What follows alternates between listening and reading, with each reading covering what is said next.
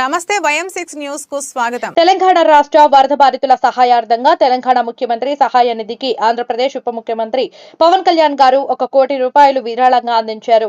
ముఖ్యమంత్రి రేవంత్ రెడ్డిని కలిసిన AP deputy CM Pawan Kalyan ఈ మేరకు విరాళం చెక్కును అందజేశారు. సహాయ కార్యక్రమాల్లో ప్రభుత్వానికి అండగా నిలిచి ఔదార్యం చాటుకున్న వారికి ముఖ్యమంత్రి రేవంత్ రెడ్డి ప్రత్యేకంగా కృతజ్ఞతలు తెలిపారు.